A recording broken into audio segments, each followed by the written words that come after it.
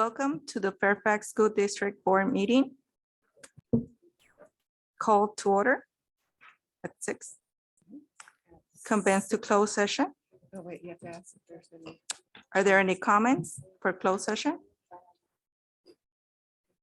Convenes to closed session.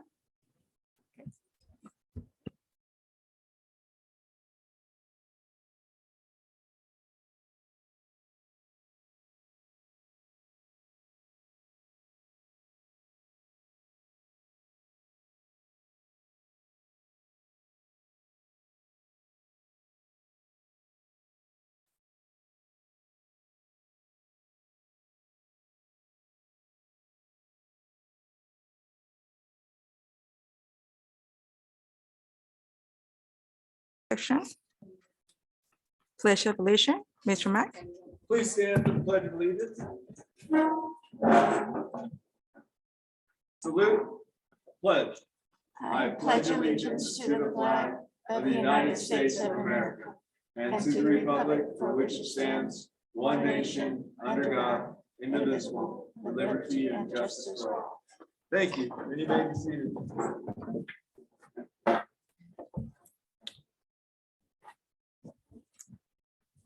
Closed session announcement. Approval of expulsion. Do I have a first motion? The approval of the agenda. Expulsion. The closed session. For the what? Closed session. So this is for the approval of stipulated expulsion for 5000289 and 5000024.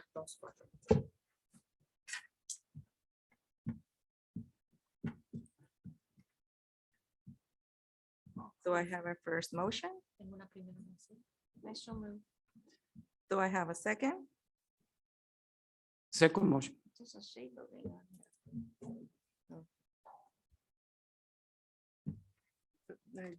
Cornell? Aye. Lawson? Aye. Tapia? Aye. And for me, an aye. Approval of agenda for April 7, 2022. President Rios, we do have a request to table the Empowering Employee Award. The employee could not be here and we'd like to table that till May so the employee can be present to receive the award. Okay.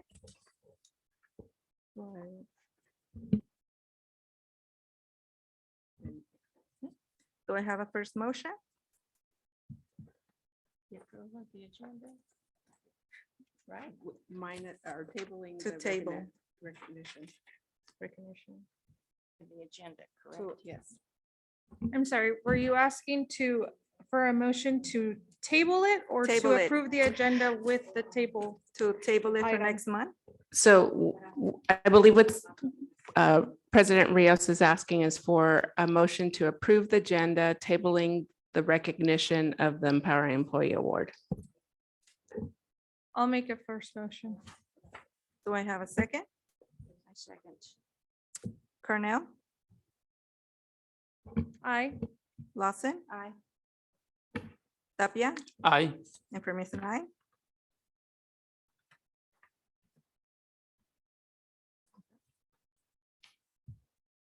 Public comments?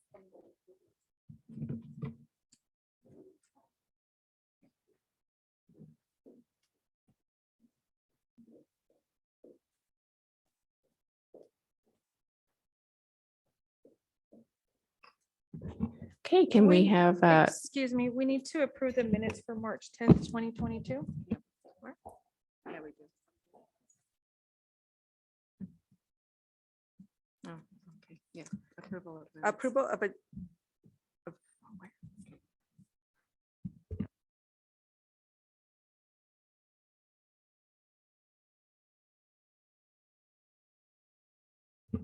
Request to approve the minutes for March 10, 2022.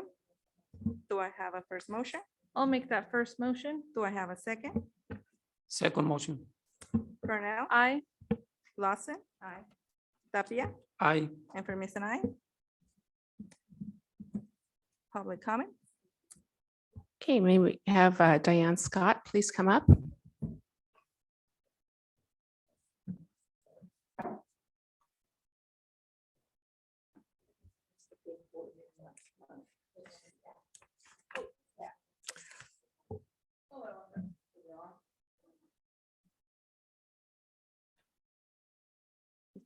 It's blinking blue, so.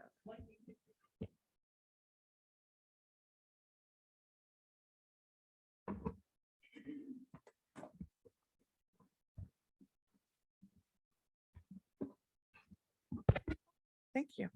Hello, I'm Diana Scott. Oh, my parents bought in the community in 1950 and I inherited the home in 1995. I attended Fairfax School from kindergarten to 8th grade.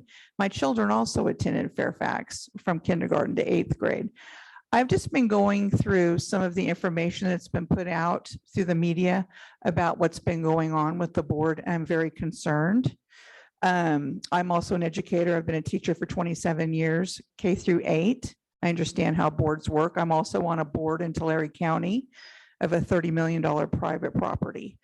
I read the grand jury report and I just really hope that you guys take that into consideration, get some training, get some help. The fracturing of the board, this dysfunctional board is not conducive of moving forward and taking this district where it needs to be. It is very unfortunate and it should not be occurring. This is a wonderful community. We have houses coming in. This is a safe, clean area. And I just think it brings us into a bad light. And we need to retain our teachers. We need to retain positive, good administrators. And if we are seen as a community that cannot maintain its own board in a proper functioning manner, I think it puts us in a bad light. So I hope you guys get some training, you get some help, and we can move forward. Thank you.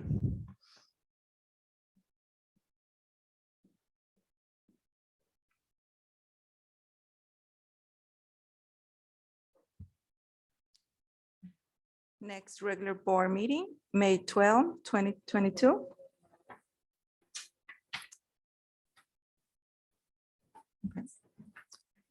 Staff or communication.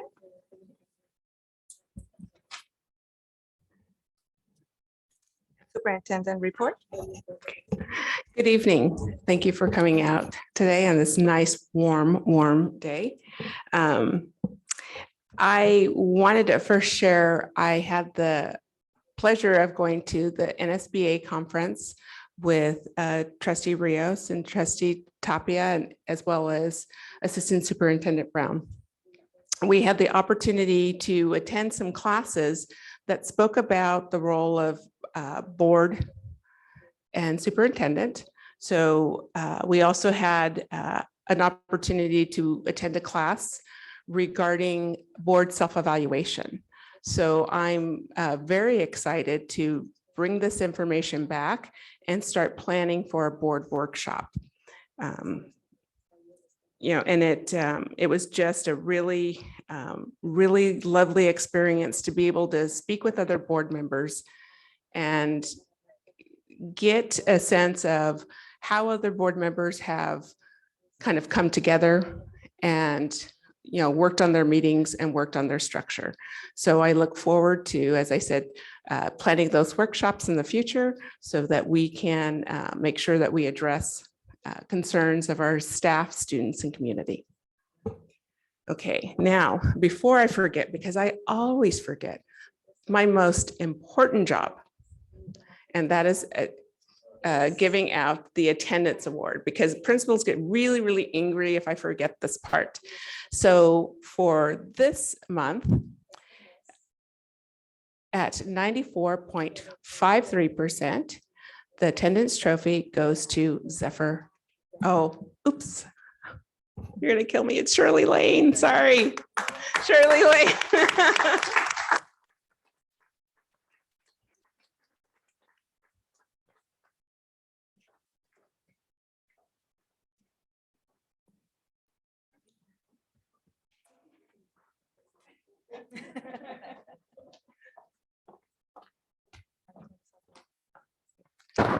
For those of you who don't know, there's a huge rivalry between Zephyr Lane and Shirley Lane. And so I did all of that and then just looked at the audience and realized Mr. Beckman wasn't here. So I did all of this for nothing. Well, I just whispered to Mr. Mack that it was rigged. So now I'm going to have to think of another way to get Mr. Beckman next month. So, okay. So another thing that I do want to discuss is that this is LCAP season. So if you have not had an opportunity to fill out your survey, we would greatly appreciate you filling out your survey. This helps us plan our actions and services for students and helps us evaluate what's working, what's not, and make sure that we're putting our money where our kids are. So please fill out that survey if you haven't. And with that being said, we also need to choose a date for to have a special board meeting to approve our budget and LCAP. And so I'm proposing June 3rd or 23rd. So trustees, if you can look at your calendars, it would be at the regular time, 6 o'clock.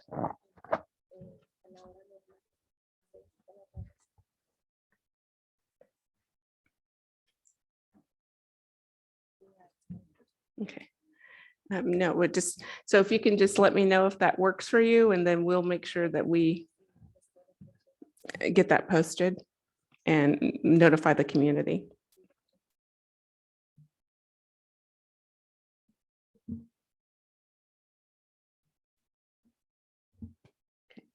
Does that work? I'm available. Okay. Yeah. Okay. Okay. Okay, Christina, did you get that date? Okay. So normally we have reports from administrative services, business services, and instructional services, as well as student services. They're written this month, so you can go online and read those. We are kind of double duty here. Fairfax had their banquet, so some of our administrators are there. So please refer to that. And next we have KFTA.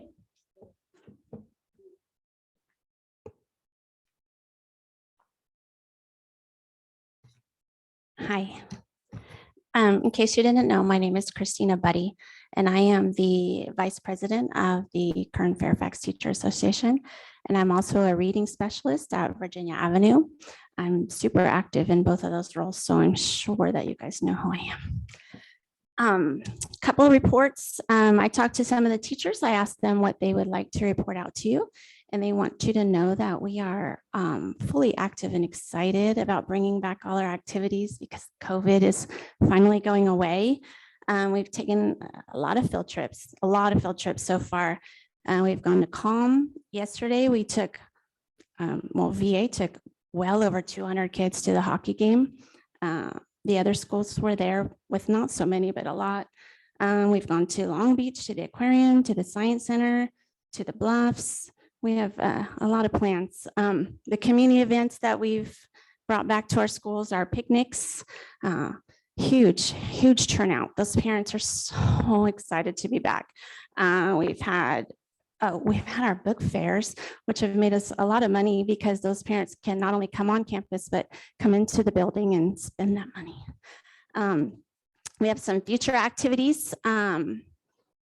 Virginia Avenue would like you to know that the 6th grade is putting on a play in May. That was really important for me to tell you that, and they wanted all of the board members to come and watch. We are going to do egg hunts tomorrow at all the sites. We have end of year graduations coming, all our parties. We have, well, that was it. And then the other thing was the teachers just want you to know how excited they are for rounds because all of the changes that have been happening have created all these new opportunities that they're excited to have. So that's about it. If you have any questions for me or. Do you have a date for the play yet or is it still in the works? I do. It's in my phone and I will get it to you before I leave. Awesome. It's around the 16th or something like that. Okay. Okay. Thank you. Board report. Consent section. You have to ask the board. Oh, board report. We need to ask them. Go ahead and ask each board. Do you have a report? I have a question on board attendance to meetings, board policy. Can you guys hear me? Board policy 9223. Filing vacancies, there, number 7, a board member ceasing to discharge the duties of his or her office for the period of 3 consecutive months, except when prevented by illness or when absent from the state with the permission required by law. Government Code 1770. I'm bringing that up just because we have had a board member not attend various consecutive meetings. So I'm bringing that to light because we need to address it. So if I can have anybody with a comment or, some insight would be great. Thank you. It needs to be addressed. It's gone on too long.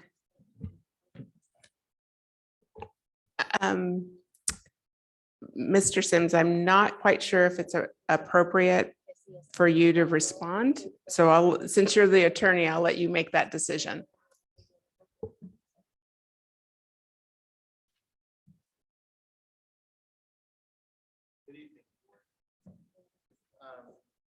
I don't think the item is agendized for discussion. Is that correct? Okay, It's not. then for an item that's not on the agenda, the board is limited in terms of its ability to respond. You can ask clarifying questions, have the item agendized for a future meeting for discussion and possible action. But since it's not agendized for the meeting, it's not appropriate for discussion by the board. Okay. Thank you. Well, there's nothing to table, Virginia, because it's not an item on the agenda. Yeah, so then with that said, I thank you, appreciate that. I would like to, if there aren't any reasons that fall within that that policy, I would like to bring it to the next meeting for either discussion or further information, whatever is needed. Okay, I can work with the superintendent for that. Thank you. Do you have something to report? Tapia? Okay, thank you. Consent section? Do we have any questions or comments? Questions or comment? If there's not, do I have a first motion? I move that we 1 through 1 6. through 6. Do I We have, vote on that. do I have a second motion? Yeah, I'll second that. Okay. Cornell, Aye. Lawson, Aye. Tapia, Aye. and for me as an aye. Okay, since we've approved the consent section, if we have anyone who was on there as a transfer, I'd like for that person to come up.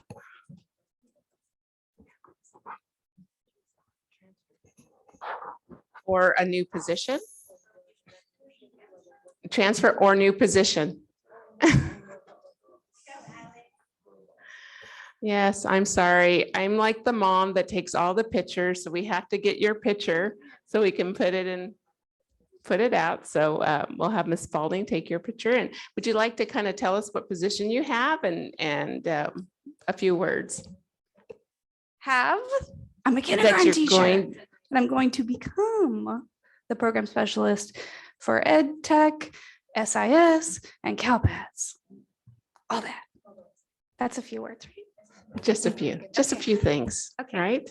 Okay, so smile nice so we can get that all out. By myself? Nobody else gonna get in this picture? Well, we can get your new boss. Where's your new boss at? Ah, yeah. Oh, no, we need your boss. No, okay.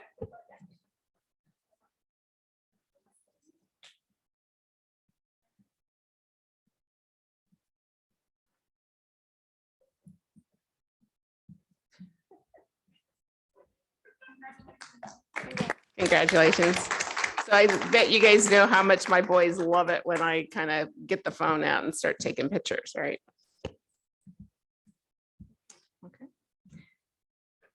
For number 12, action items. Do we have any questions or comments? If it's not, can I have approval of from 1 through 6?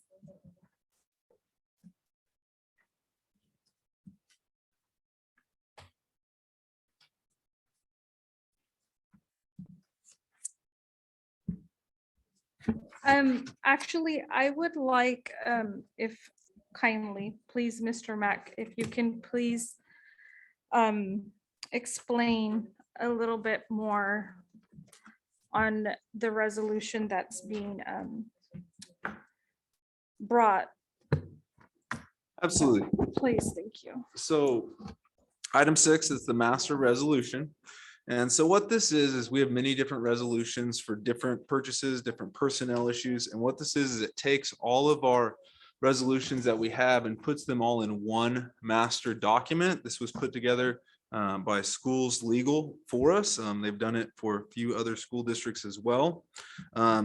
Again, what it does is if the board wishes to delegate authority to contract and otherwise provide for the efficient management of the district in the public interest on the terms set forth before, it gives us the general power to contract up to $200,000. Now, this does not mean that we won't bring things to the board, and any contract would have to be ratified by the board, but this would be in times where efficiency is important to get things going along. It is not the rule of thumb where this is how everything will be operated. Best practice, of course, is to bring everything to the board for approval, but in certain times when there is need, especially as we're looking to build a new school, it also in here, one of the items is for change orders to be approved by the superintendent or designee and then ratified. All these prices follow the CUPCA, as we are a CUPCA district, and that's where that $200,000 threshold comes from. That 200 threshold, anything a dollar over that would require the formal bidding process. So this is really only comes up to things that would be an informal bid. Any formal bidding would, of course, always have to be coming to the board. One of the items here tonight for the A and B wing window remodel is a formal bid that went out that we're looking to award a contract to. So like that instance would not follow under this, nor would most contracts.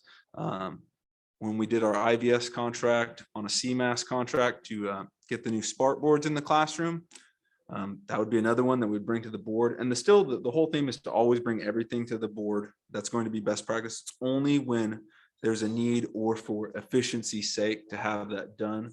But at any other time, the goal is to always bring things to the board. There are some things in there when it comes to surface agreements for disabled students, personnel agreements, surplus. Some of these we already had resolutions, but what this does is it tidies up and puts it all in one document so we can have one resolution to go through and we're not fishing through many other documents. So we always have our master document that we can always go to when we have questions and be our guide in one place.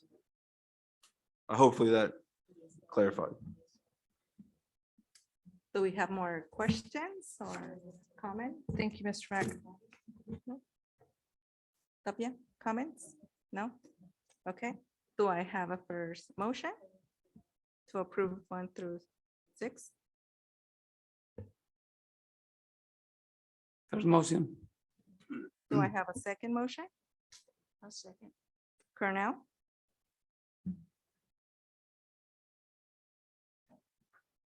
Aye. Lawson? Aye. Tapia? Aye. Information aye. Resolution censor 2022-03. Is there any comments?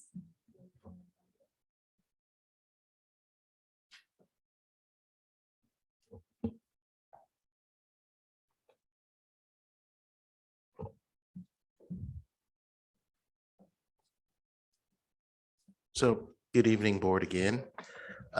For this particular motion, obviously, the board has previously considered it The superintendent asked me to be here again if in fact the board had additional questions as it considered this item.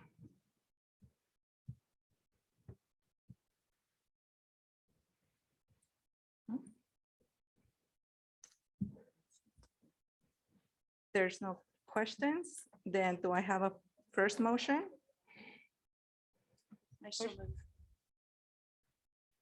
Do I have a second motion? Second motion. Cornell, Aye. Lawson, Aye. Tapia, Aye. information I.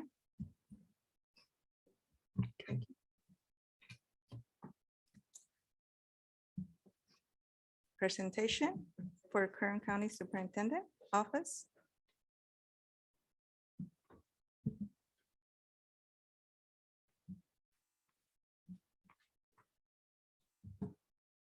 Good evening, Board. My name is Priscilla Quinn, and I am the Assistant Superintendent for Fiscal Services in the Office of Kern County Superintendent of Schools. I am speaking on behalf of the County Office of Education and County Superintendent Mary Barlow. On June of 2021, the county office received allegations of fiscal improprieties in the Fairfax School District. In July, we engaged the Fiscal Crisis and Management Assistance Team, known as FCMAT, to conduct an extraordinary audit under Assembly Bill 139 to determine if fraud, misappropriation of funds, or other illegal fiscal practices have occurred in the district. This is commonly known as a fraud audit. The legal authority for a fraud audit is Education Code Section 1241.5B. If, following the audit, the county superintendent believes there is evidence that fraud, misappropriation, or other illegal fiscal practices may have occurred, the superintendent must notify the district, the state controller, the superintendent of public instruction, and the local district attorney. FCMAT has completed its audit and delivered it to the county superintendent. The audit is a public document and will be published on FCMAT's website tomorrow. Tonight, I am officially notifying you of the audit contents and conclusions. In accordance with FCMAT's standard practices, individuals are not identified by name, but FCMAT focuses on a subject board member.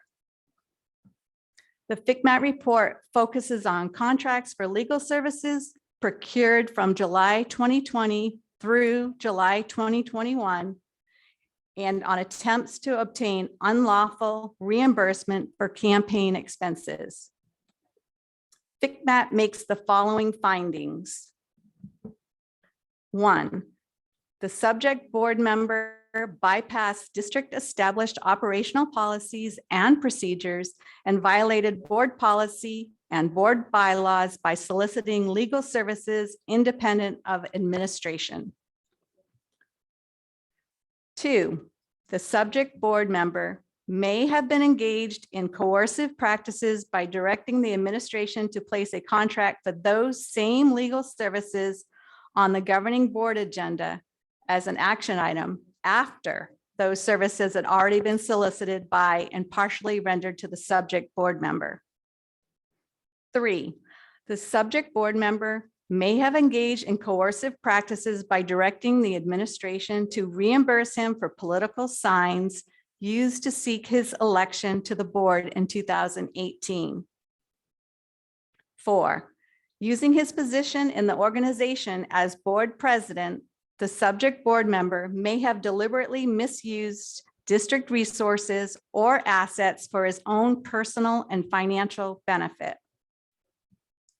5, the subject board member's direct involvement in soliciting, evaluating, and/or recommending a contract, then voting to approve the same contract in which he had personal and possible financial interest, compromises the district's system of internal control potentially influences the outcome or approval by asserting his or her position of authority to pressure or influence the decision of others, may present a conflict of interest and may be illegal.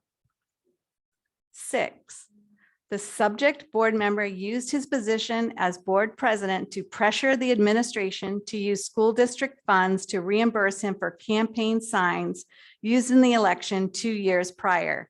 This is a violation of Education Code Section 7054 and may be misuse of public funds. In addition, FCMAT found, number 7, the subject board member intended to obtain personal and possible financial benefit by seeking legal services from a firm identified as Firm 3. The services procured were for purposes of obtaining legal guidance regarding how to limit public access to the details, findings, and recommendations of an investigation stemming from complaints pertaining solely to the actions of the subject board member. 8, solicitation of these services violated board bylaw 9124. The governing board did not identify a specific need for specialized legal services prior to approving all contracts for legal services with Firm 3 and another law firm identified as Firm 4. 9, services may have been rendered directly to the subject board member and the board clerk prior to execution of a valid contract. Based on the FCMAT report, the Kern County Superintendent of Schools has determined that fraud, misappropriation, or other illegal fiscal practices may have occurred. The county superintendent has notified the appropriate state officials and the Kern County District Attorney of this determination. By my appearance here tonight, I am notifying Fairfax District as well, and I'm leaving a copy of the FCMAT report with you. In light of the FCMAT report, the county superintendent recommends that your board take all steps necessary to ensure that your actions conform to the law, policy, and bylaws regarding purchasing and contracting, hiring contractors and consultants, and expending public funds, as well as the laws regarding public meetings. You should also follow the recommendations made by the Kern County Grand Jury that all board members receive training in the Brown Act, ethics and conflicts of interest. You should also follow the grand jury's recommendation that you verify that all board members are current residents within the district, so that the people you represent can have confidence that the board's actions are taken by those who hold office lawfully and in the public interest.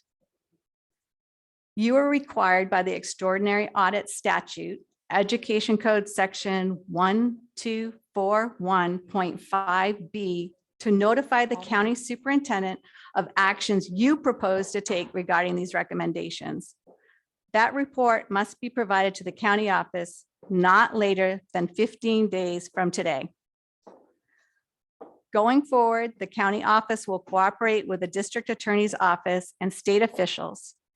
In addition, pursuant to Education Code 42636, we will closely examine each order to expend district funds to determine if it's properly drawn for the payment of legally authorized expenses against proper and sufficient funds of the district.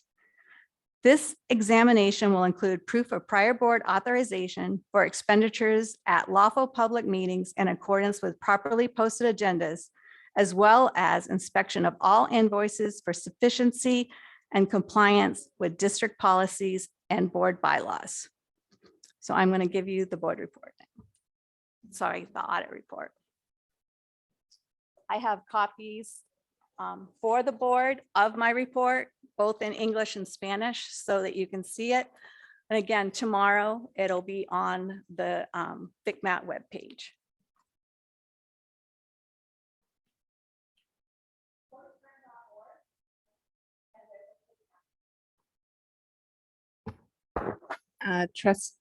Trustee Lawson, what we can do is I'll have staff go ahead and just pull the link and send it out to the board members so you can have it. Okay, thank you.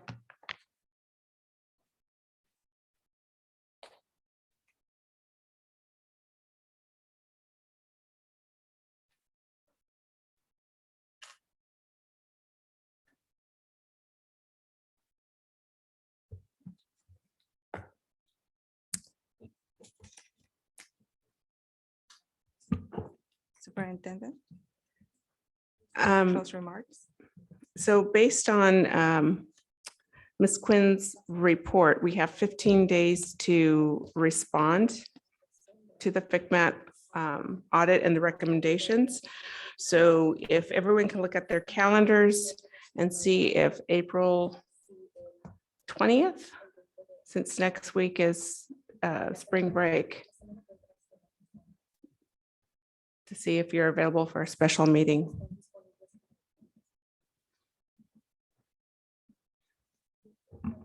Yes, April 20th.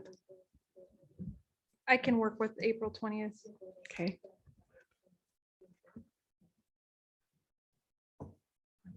Okay.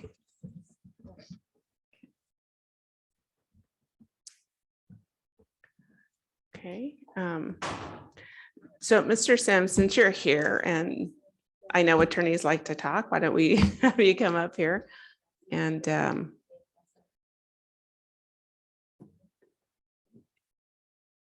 if the board has any questions, you would definitely be able to keep us in line and what we can and cannot speak about. So.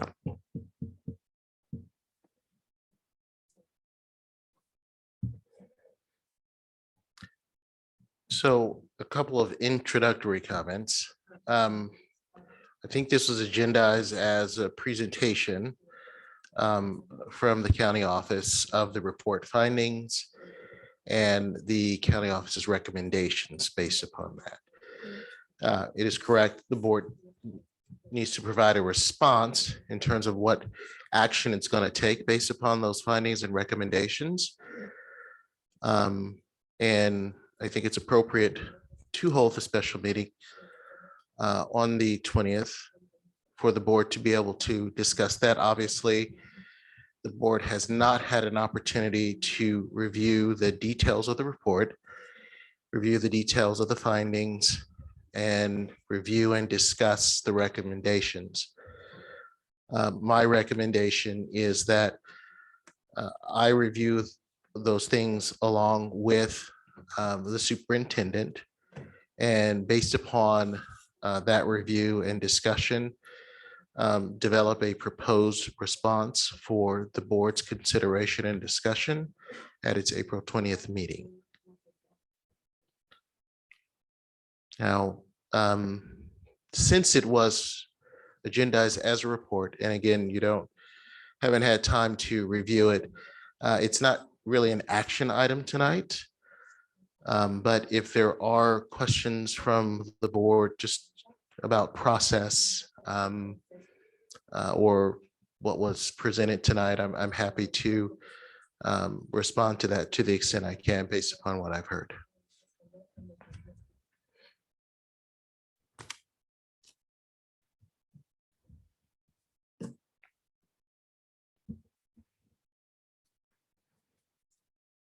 Yeah, certainly. I have no questions at the moment, but I'm sure I will have plenty for you Right. very soon. Yeah, certainly the board will need time to review it.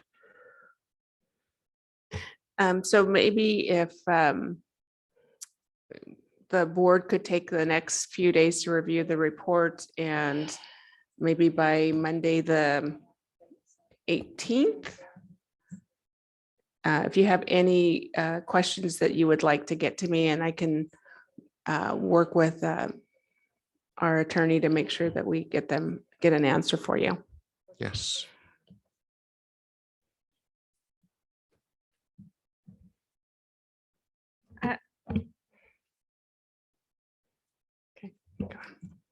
If there's no questions, I actually have a question. Board bylaws, are they, in order to review them, do they have to be at a regular board meeting or a special board meeting? Would that be okay if we bring it up sooner? To review a Just kind of review bylaw? a bylaw, yeah. Is there any way we can, the sooner the better, since we're gonna have a special board meeting? Yeah, by So- review, do you mean look to amend and update a particular bylaw? To ask questions about a particular bylaw? Yeah, there's no preclusion to doing that at a special meeting. As the report indicated and the recommendations indicated, to follow whatever applicable board policies and procedure you have. So if the board is going to look to possibly amend or update or adopt a new bylaw, certainly you could discuss it, but I'd also recommend that we review your policy on updating and adopting that. Any changes follow that policy. Yeah, and the change would be, we do have to have 2 readings and yeah, Yeah. so, but I think just so that we make sure that we do the appropriate research, trustee Cornell, are you referring to the item you asked to be brought back at a future date regarding the vacancy? That and a couple others, but I would need to look into it a bit Okay, further. so if you could get that to me by the 18th, we can make sure we agendize that. Absolutely, thank you. I would like to, President, be recognized to speak. Ms. Rios, President Rios, I'm asking to be recognized to speak.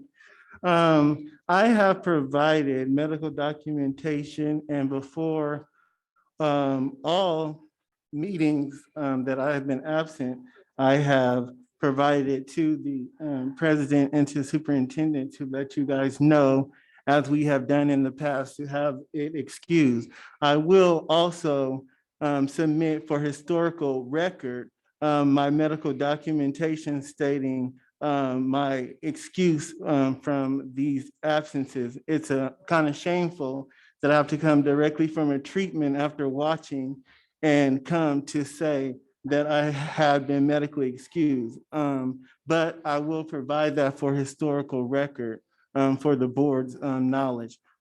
Thank you. As I indicated earlier, that issue is not agendized for discussion. So I would not recommend the board engage in discussion item, but I think earlier there was a request that it be brought back to a future meeting as a discussion and possible action item. Okay, I have a question for you while you're up there.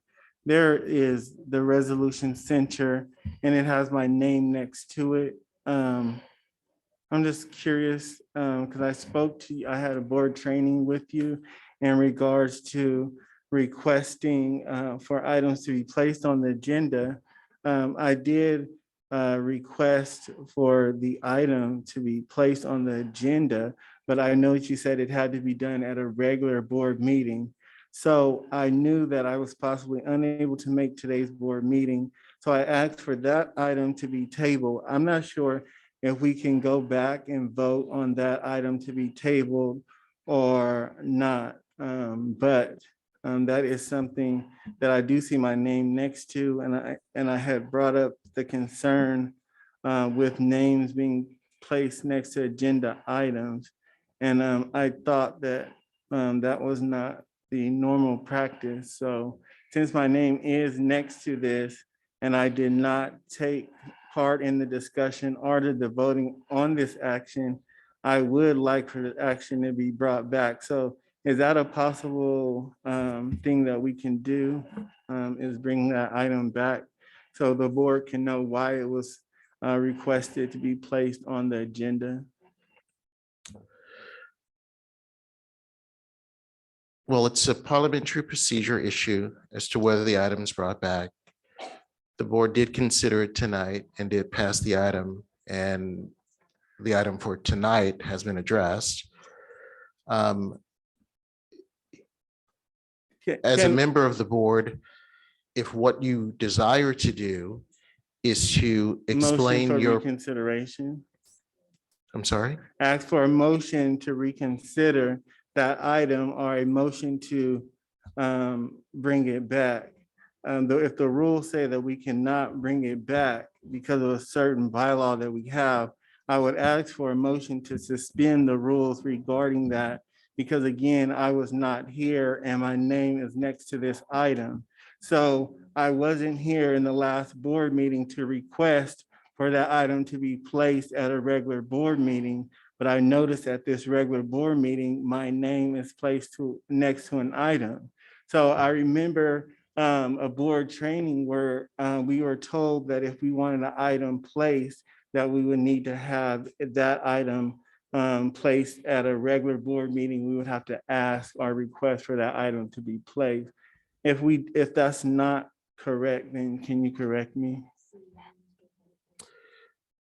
Yeah, there's nothing legally significant about a name being placed next to an item. That is simply a procedural decision by the organization and by the board. The Brown Act doesn't require it. The law does not require it. And so having a board member's name by a particular item really has no significance on the consideration of that item. Sorry to interrupt you, but in recent times when a board member's name is placed to a specific item, board members have been approached afterwards regarding that specific item. So I have brought up the concern with having actual board members' names being placed to specific items. So that's why I brought it up. Okay. And that is a procedural issue that the governance team can discuss, whether or not it wants to continue or alter that practice. That can be a discussion item for a future meeting, or a discussion, an item that the board has the superintendent bring back and perhaps provide a recommendation. But in terms of placement on the agenda and action on the item by the board earlier tonight, it really has no particular impact.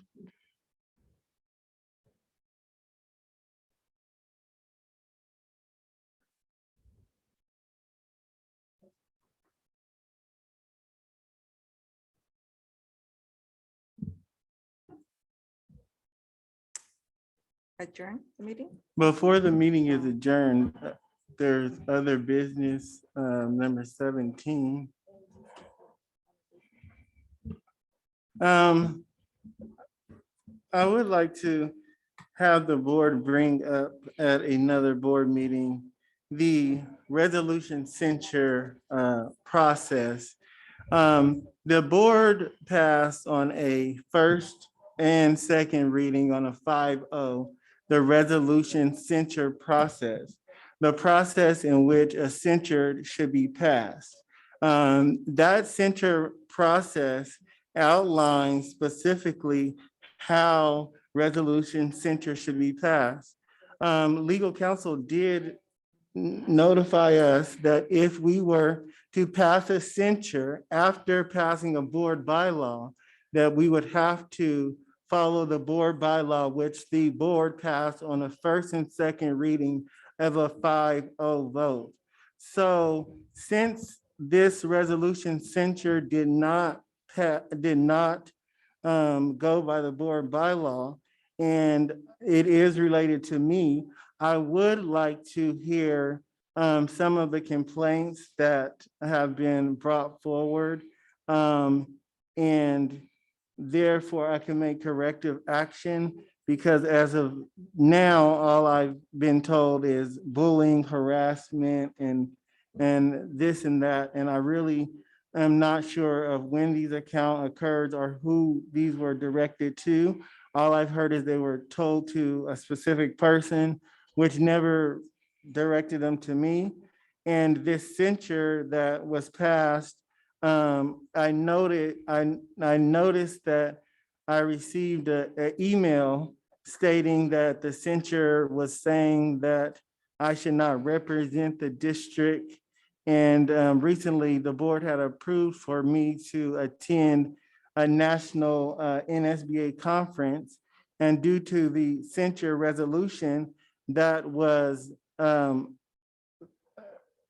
quote passed, did not actually meet the muster outlined by the board bylaw, outlined and passed on a 5-0 vote on a first and second reading.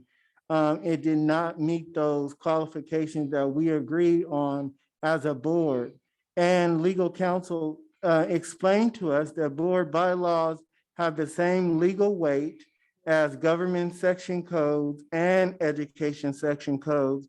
So I'm just kind of curious as to why we did not decide to follow the board bylaw that regarding censures that we had just approved.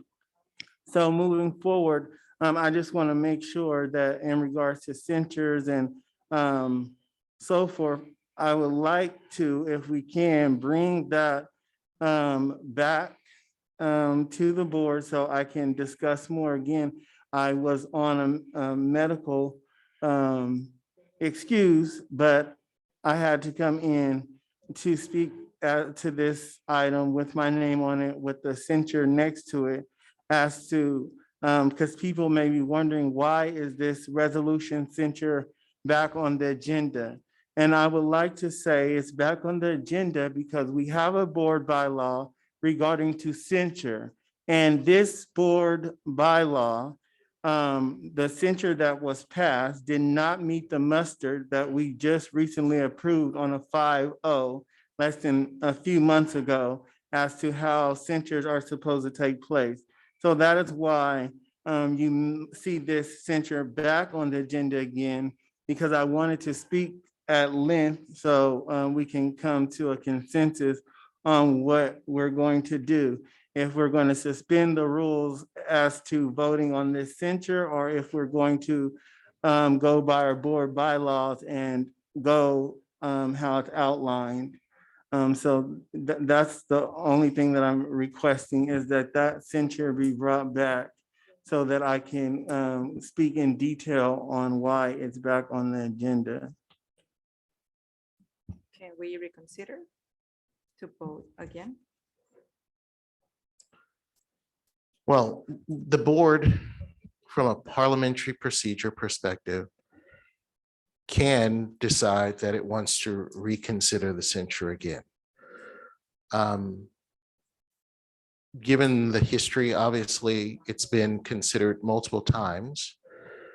The board bylaw itself is not on the agenda for discussion, but the board can bring back a discussion about that bylaw, whether it wants to amend, change, delete that bylaw, whatever it may be, if that's what the member is requesting, a consideration of that.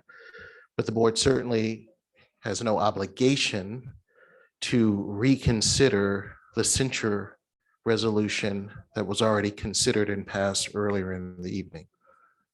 Madam President, may I be recognized? Yes. I would like for there to be a motion to reconsider this resolution censure, being that my name is placed next to the agenda item. There is a lot that I would like to speak to as it relates to this item. And so if we can vote on a motion to reconsider, that would give me a chance to speak more to why it is even placed on the agenda again. And so under standard rules of procedure, it would require a member who voted in the affirmative to make the motion, and then it would need to be seconded and approved. But there is no obligation to reconsider.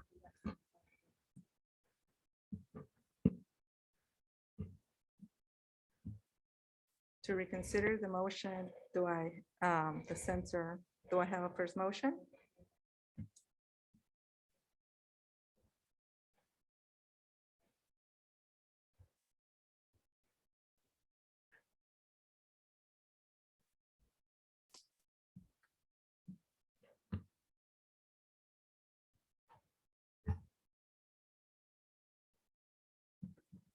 So, Correct.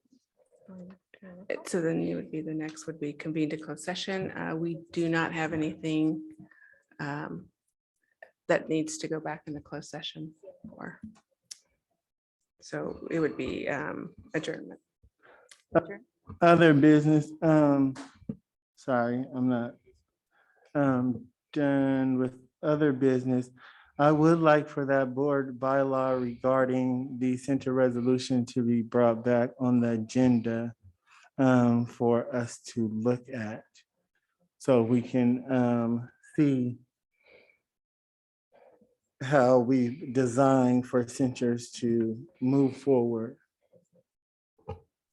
Christina, do you have that on your list? Right. Okay, thank you.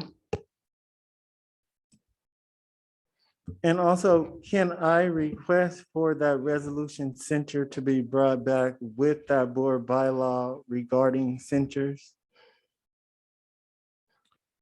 The reconsideration of the resolution would still need to be moved by a member who voted on the sort of prevailing side of the resolution. So there was no particular member Okay, I have who a made question. that motion. I have a question for you.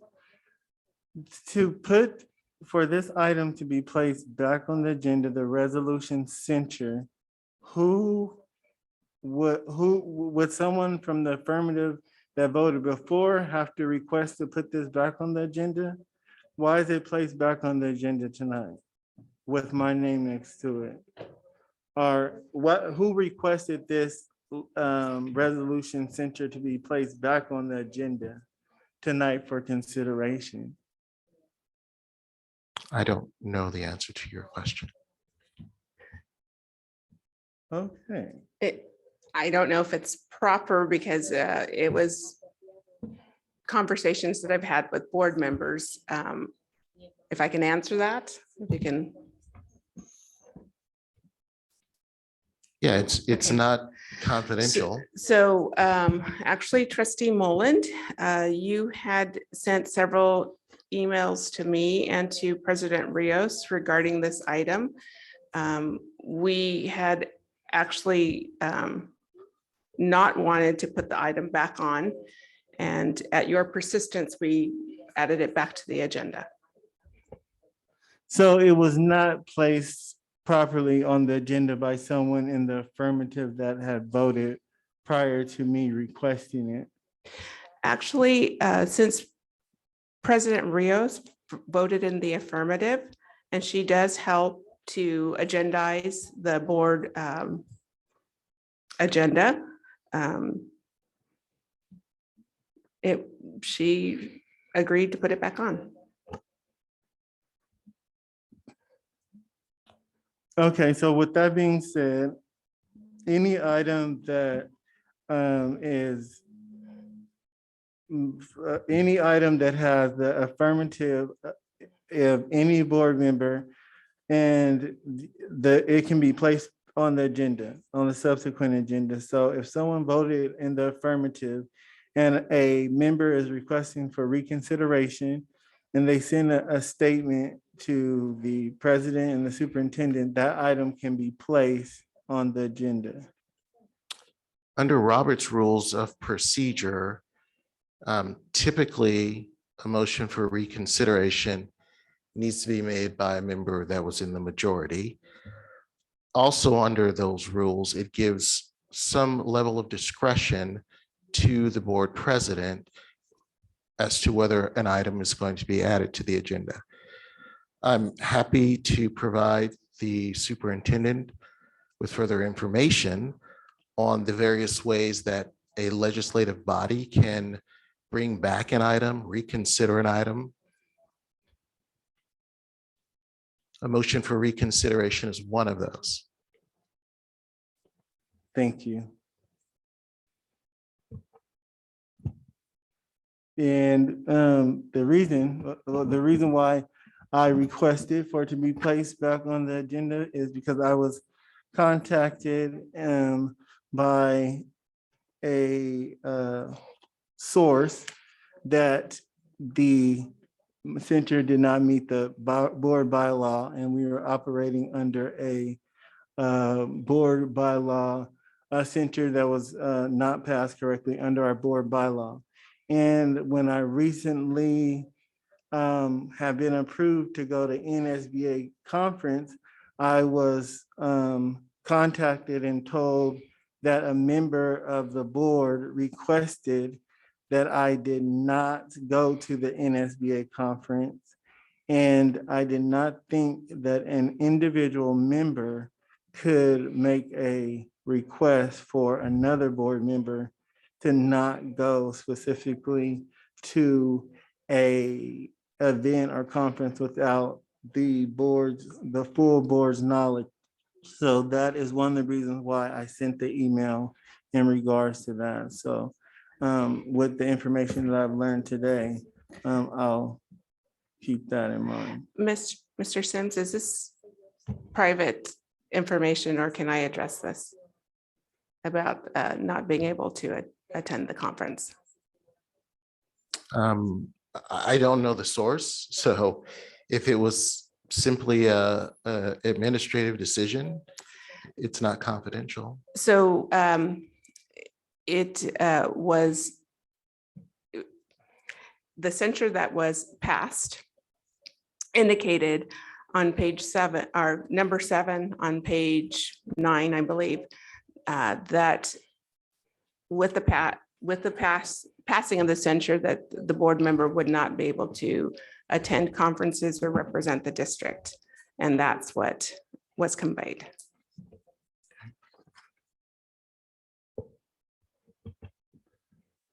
It was conveyed by who?